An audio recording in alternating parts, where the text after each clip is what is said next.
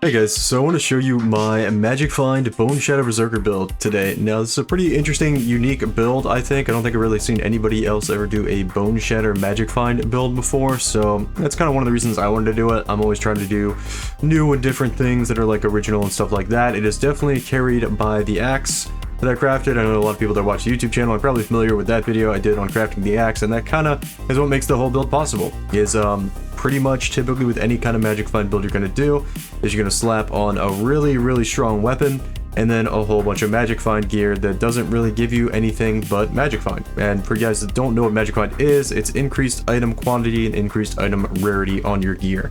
This character has about 80% increased item quantity and over 400% increased item rarity. It actually has 80% increased item quantity, not about. So that is the numbers on its quantity and rarity. It's pretty high for really any Magic Find solo build without an aura bot or anything like that.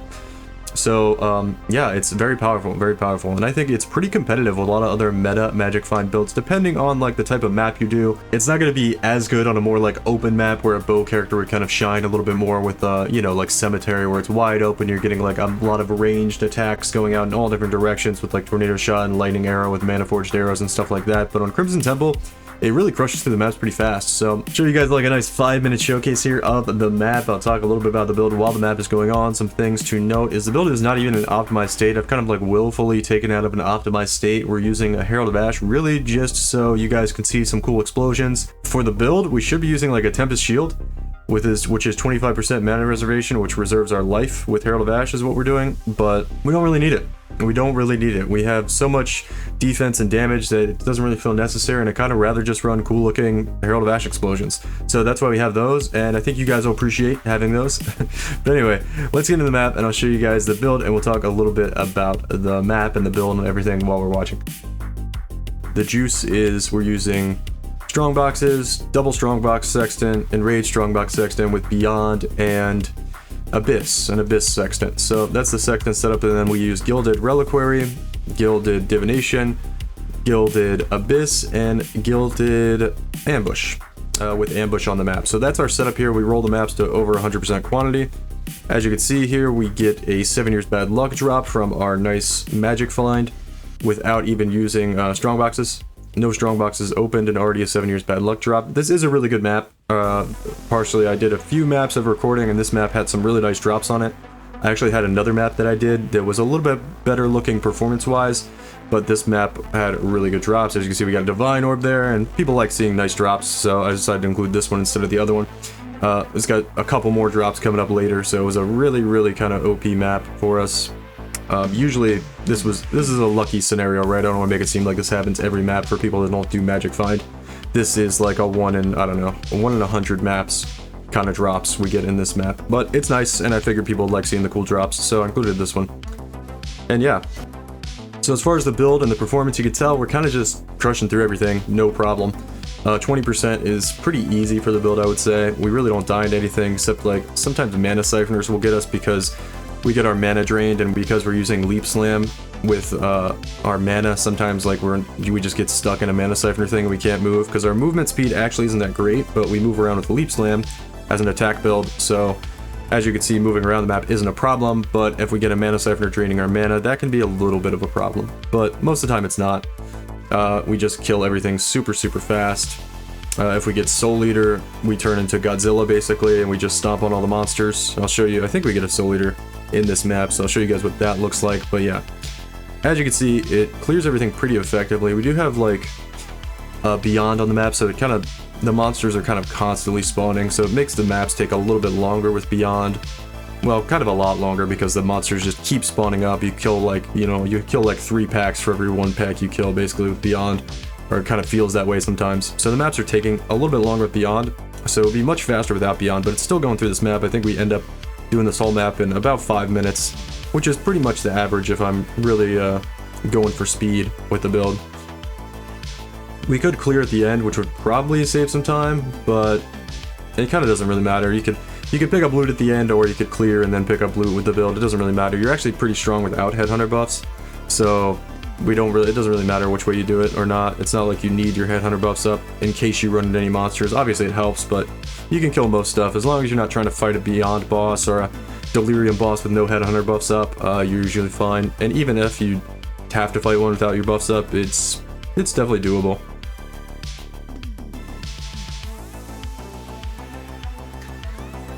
So yeah, as you can see, it just pretty much crushes through everything, especially on this level of Delirium. No real problems at all. I will say, we can talk about the map here, the map choice with Crimson Temple. The build does do better in these kind of tight corridors with the explosions and it being melee, because obviously a bow build is going to be better on a map like Cemetery, where it's wide open and you can kind of get your big, you know, your ranged your ranged bow skill shooting from far away to have a greater effect on your clear. But on a tight map like Crimson Temple, I think this is definitely very competitive with some other Magic Find builds that are using bows. So, and it's also very tanky, aside from our trauma stacking up. And that's the other thing I should talk about. You might notice another thing to mention here is people think like, oh, you're using Berserker with Multistrike and Boneshatter, you're not getting the benefit of trauma stacks, like you're breaking the trauma stack mechanic. And no, we're not breaking it at all, but we also don't need it with Berserker. You don't need high trauma stacks to do a ton of damage on Berserker, and just getting any trauma stacks at all, which you might notice when we're killing stuff, we're usually about, like right now we're only at 4 trauma stacks. That's pretty low. Usually we're around 15, I think, when we're really like in the thick of the fight, so to speak.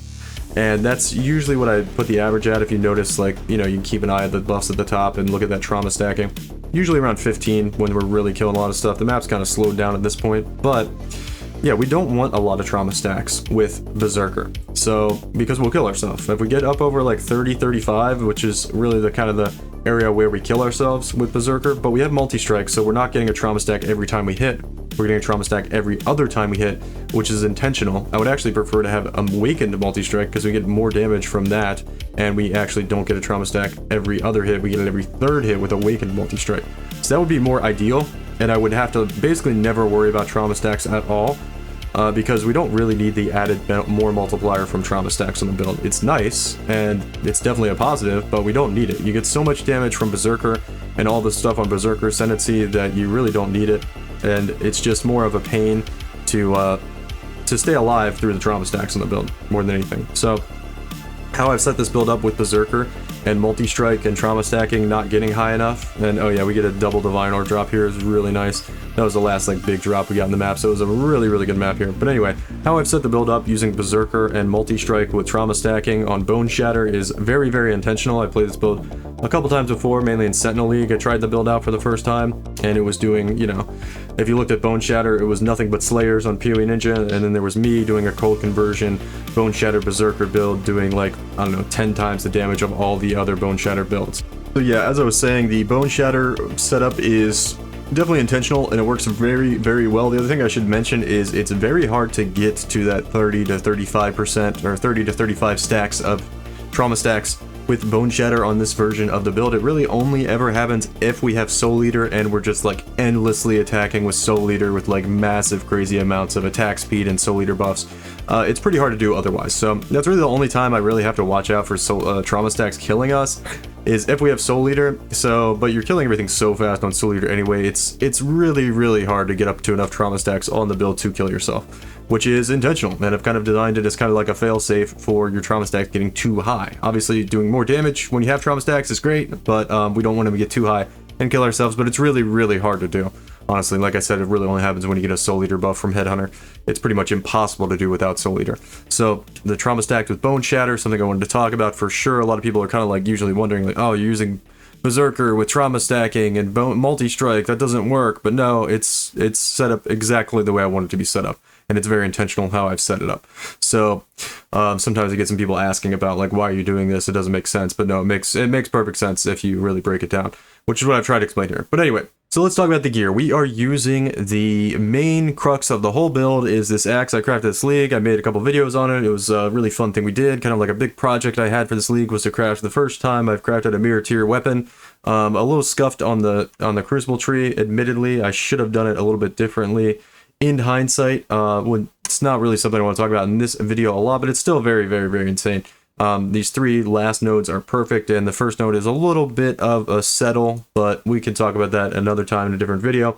But the axe is absolutely insane, definitely still a mirror tier, definitely still what I think is the best axe in the game if you're using a 2-hand Despo axe. it's not going to be able to get to the same damage numbers as this 13 link axe is going to get to. Could argue maybe quality of life things and trauma stacking and using multi-strike on Berserker is not as good as using like more trauma stacks, but then you have to sit there and stack up your trauma stacks, attacking something over and over again, and if you're using this axe, something's going to be dead by the time you do that. Maybe not if you're on Juggernaut, but anyway, this is more designed for a Berserker build. So, all that being said, this is the axe we're using. It can be up to a 13 link axe with Squire. We have it on a 13 link axe right now with an item rarity support like I talked about earlier. Go over some of the other gear. It's pretty standard Magic Find setup. We talked about the helmet briefly earlier. This is just a 2 Eldritch Implicit helmet. Not even really that good on the Eldritch Implicits. Could be a little bit better, but originally I was going to go for a rarity helmet where you would use a crafted rarity from slain enemies. Let's see if I could pull it up here. You would use, I think it's a suffix, yeah. You would use this one because you get another 40 to 45% rarity from slain rare or unique enemies, which would be really nice, but our res actually isn't even capped on the build. We're only at 50, 45 res on the build without our flasks up, but as you can see, let me turn on Blood Rage here so I could show you. With the flasks up, we're well above 130 elemental resistances, so it's very crucial to keep our flasks up during maps. It's kind of a lot of micromanagement to do, but it seems to work out just fine when I've got everything working well. And then headhunter buffs that we're going to get are going to increase our res by a massive amount usually, so it's usually not an issue as long as we're going through the map quickly, keeping our buffs up, and we don't have too many minus elemental resist altars. But like I said, that can be adjusted for. If you get a lot of minus elemental resist altars, you can simply just go through the map at a very fast pace and make sure your headhunter buffs are up and deal with it just fine regardless. So that's our helmet there, rarity helmet with that suffix. Again, it's a little bit scuffed because if I was going to make this helmet again, knowing that I wasn't able to use that crafted rarity suffix, I would probably just do a fractured lightning res or a fractured resistance mod, and then go for the rarity because we would get more resistance out of that. But it's not a huge deal.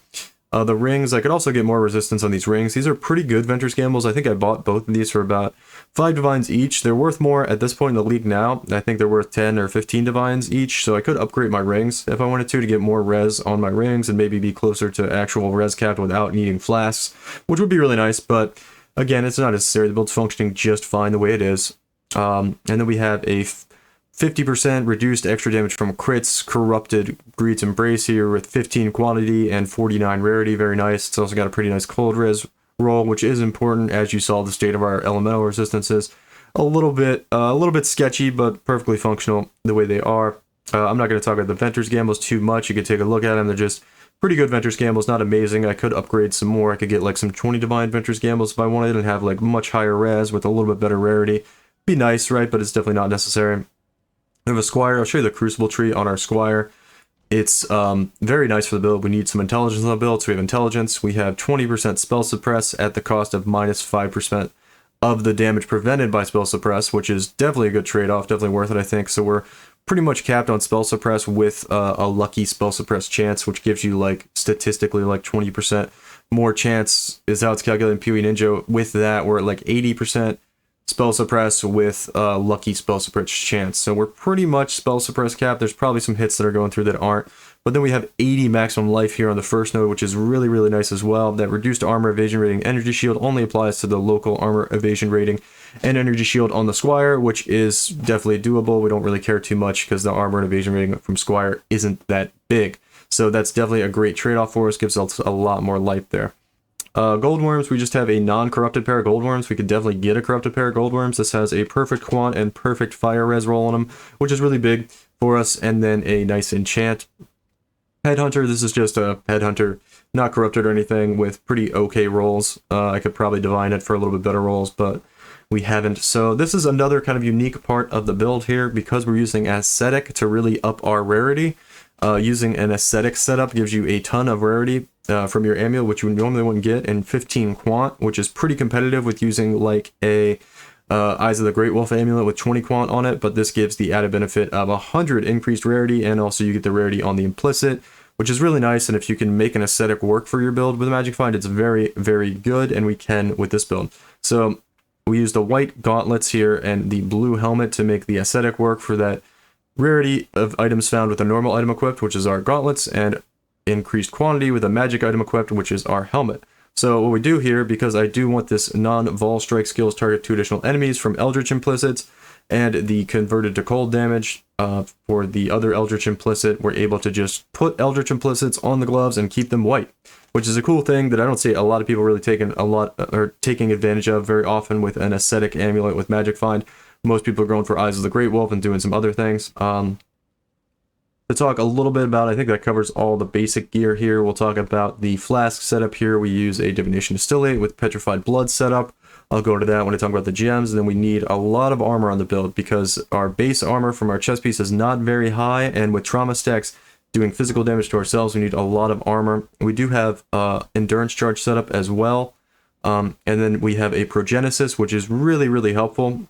But with using Progenesis and in combination with Petrified Blood, we take a lot of damage over time, and that's why I use a Vol Pact setup to get us a ton of life regeneration rate from our Life Leech. And I'm pretty sure I've done this correctly. Somebody correct me if I'm wrong, but we do have Overleech, I believe, with this setup with Petrified Blood. So we're getting Overleech and like 3k Life Leech per second or per hit. So we have a massive amount of Life Leech to recover all that damage over time effect that's happening from Petrified Blood and from Progenesis. So that keeps us alive, and then we make up for the damage over time from hits, or the damage from hits getting turned into damage over time with a Vol Pact and Life Leech setup, which I'll show you on the tree. And then we have a Granite Flask and a Diamond Flask with reduced effective curses, increased armor, and additional elemental resistances on the Basalt Flask for our suffixes there on the flask. So that's the flask setup. We could talk about the tree for a second. There's a lot of jewels on the tree. We have a, what's one of these things called again? Forbidden Flame, Forbidden Flesh combo on the tree with Forbidden Rite here, or Rite of Ruin rather. Not Forbidden Rite. I was thinking about making a Forbidden Rite build. I don't know why I said that. Anyway, our Flesh Flame combo here is getting Rite of Ruin, and then we path this way for more crit chance, more crit multi, more fizz damage, and yeah, blitz charges. And then we use Warbringer in combination with General's Cry to kind of generate our rage. It works pretty well. It would work better if we were able to use an Ashes of the Stars, but again, we're going Magic Find here. That's more for like my endgame version, min-max boss killing version of the build that I'm going to do later. For the Magic Find version, this works just fine going Warbringer with General's Cry. And then I kind of just generally set up Withering Step and Berserk on like hold down buttons so that I don't have to keep pressing them or hold them down repeatedly. So I just like toggle them on and off. Usually it works pretty well. You could do the numlock trick as well. Yeah, not going to talk too much about that, but you guys know what I'm talking about. Gain an endurance charge when you're hit from Inexorable here gives us endurance charges. We also have 26% Fortify because we have Fortify on hit with our Fortify support from our axe here. We have level 10 Fortify, which gives us Fortify on hit, and then we are able to get up to 26% less damage from Fortify, which is really, really nice. And then talk about our Cluster Jewel setups here. We have Call to Arms. But anyway, let's go to the Cluster Jewel setups. Like I was saying, we have a Permanent Onslaught here from Lead by Example for a medium cluster, as along with 25% armor per 5 power, which is basically going to give us to 100% increased armor there for Morning Call. We do use Secrets of Suffering, which allows us to not inflict Chill, Shock, or Ignite, but we do get a little bit of Scorch from our Herald of Ash. Fizz is extra fire, along with our Brittle, which gives us a lot of crit chance, which allows us to get crit capped from Secrets of Suffering. So that's very nice there. And then we need a lot of Chaos Res, so we're using a small cluster for a lot of Chaos Res, which gives us a ton there. Other things to note, this is just a pretty standard large cluster jewel. I would like to have like Chaos Res on there instead of increased attack speed, but it's nice. Fuel to Fight, Feed the Fury, and Martial Prowess. Pretty standard like attack cluster jewel there. I crafted both of these myself. They're both basically the same. This one has Calamitous, but we actually don't even take it. So we're really just doing it for Martial Prowess and Feed the Fury. We have our Mana Leech over here from Fuel the Fight, so we don't need more Mana Leech, and we don't really need the last node here because we're not pathing to it. I actually just noticed I'm taking a small node here, which frees up another node for me here, which I would want to take 30% reduced damage from crits. So there we go. I just fixed something on the build. So now we have 80% reduced damage from critical strikes rather than just 50, which is something I wanted to do. I didn't think I could fit that in, but I didn't realize I made a mistake there and had like a small node allocated over here. Anyway, like I said, we're able to get close to, I think we're at like 70 something. 72 spell suppress chance with spell suppress chance is lucky, so that's pretty good. Not ideal. That doesn't really make us 100% spell suppress immune or anything like that, but it's been pretty good. It hasn't really had an effect on us dying at all. And then we take Mage Bane, some suppress nodes here, this suppress wheel here, and that's basically all the suppress we get. that allows us to get about 72 with spell suppress chance is lucky, so that's pretty good. Not amazing on spell suppress chance.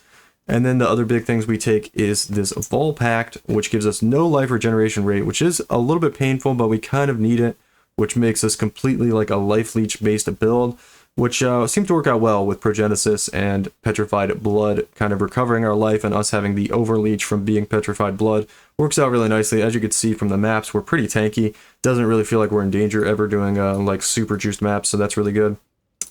We do use Unwavering Stance for Cannot Be Stunned, because the stun immunity from Berserker, I believe is right here, is kind of not very reliable. You kind of don't want to be stunned when you're on low rage, and when you're above 25 rage is when you can't be stunned. So yeah, you kind of want to take this. This stun immunity is not very reliable. And I think that basically covers everything on the tree. We just have a double crit multi-jewel here with life and attack speed, and then our Watcher's Eye. We were able to snag this Watcher's Eye. We needed the cold conversion, and we were able to get some more physical damage reduction from determination. So that's pretty nice. That pretty much covers everything on the tree. We have the cold conversion, cold mastery here with cold pen. We're pretty much 100% cold conversion with some fizz as extra fire with Herald of Ash here as well, which gives us a little bit of scorch effect from interrogation, as I mentioned. So that's basically the tree. And the last thing we'll talk about is the gems here. So we're using a Divergent 2120 Boneshatter, which gives us a little bit more attack speed per trauma, which is very nice. And then we have Awakened Cold Pen, added cold damage, item rarity, Divergent Inspiration, and increased critical strikes, along with all the other links we have from the axe, which are Ruthless, Multistrike, crit damage, elemental damage with attacks, and that skeleton attacks deal 40% more attack damage. So that puts us up to a 13 link here. You can see all the different links on the Boneshatter that we have. We've got the mana cost down to 18 mana, and we have 99 mana to spend, and it's completely sustainable with the way we have our leech set up. So other things to talk about here, we have a 21 Hatred, a Enlightened support level 4, a Withering Step, which isn't really necessary, but it's a little bit better to have that elusive from Withering Step. Didn't have nothing, so we put it on. Anomalous Petrified Blood as well for our determination. So that's all of our auras that are taking up mana. And then for our life reservation, we have, just talk about this on the tree for a second, we have this mastery. Where is it? Somewhere around here. I think it's this one. Yeah, 20% increase of life reservation efficiency, which just allows to reserve a Herald of Ash in this case. Like I said, you would have the clear that you needed from using Boneshatter by itself without Herald of Ash explosions, but they look cool, so we're going to use them. And we don't really need the Tempest Shield, which would give us 25% spell block, which would be really nice, and shock immunity, which would allow us to not have to take the Garukon Minor God, and we could use another one. So that would be really nice, but it doesn't feel like we need it, honestly. Maybe if I was going up to farming like 80% daily maps, I would make that adjustment. But hey, Herald of Ash explosions look pretty cool. We like having Herald of Ash explosions, so we're going to keep it like that. But anyway, the life reservation efficiency allows us to use a 25% reservation aura with an arrogance and not be like negative on life reservation. As you can see, if I take it off, it's only using like 45% of our life, and then we have a precision using up 195, or I guess it would be like 400 life. So pretty good there, pretty good there. That's our setup for gems. I don't think there's too else to talk about. We use Ancestral War Chief, a Berserk, a General's Cry, Ancestral Protector. We put our totems down when we're doing single target damage, and then life tap with cast when damage taken, Assassin's Mark, and Molten Shell with Vol Molten Shell. I actually usually always forget to even press Vol Molten Shell because I really don't feel like I ever need it that often. So yeah, that's the whole gem setup there, and that's the whole character. It's a really fun character. It's a really nice character. I think it's definitely an interesting take on doing a Magic Find character a different way than a lot of other people have done it, which is kind of the main thing I wanted to do, mainly because I like melee skills. Every time I play like an action RPG fantasy game which has like the warrior archetype in it, I just like that better than like a bow skill character or a spellcaster character. Obviously there's a lot of cool stuff in PoE and everything's got its own appeal to it, but I just like being a melee character, and generally I figure out how to play like a cool melee build every league, and this was kind of what I wanted to do before this league even started. And we had a cool opportunity to craft a really cool axe with a really cool Crucible tree for this league and make a couple builds with it. So that's what I wanted to do, and I think it's an interesting take on a different style Magic Find character. And yeah, full disclosure, I'm not recommending people play this build. It's more a showcase for a cool, interesting build I did to maybe to inspire some people to do a similar build, or try out some different things with Magic Find or anything like that. It's not really a build guide. I don't recommend people playing this build. It's a very expensive build. You could probably put together a build that's just as good performance-wise for a cheaper cost and not going this route. But hey, if you want to play Boneshatter Magic Find character really badly, yeah, you could try to do this build. But anyway, it's not something I was really doing this video for or recommending people try to do this build. It's not a build guide, just a showcase of a cool build I did, and I wanted to show people because I think it's kind of neat and an interesting, different thing. But anyway, that's going to do it for this one, and thanks for watching.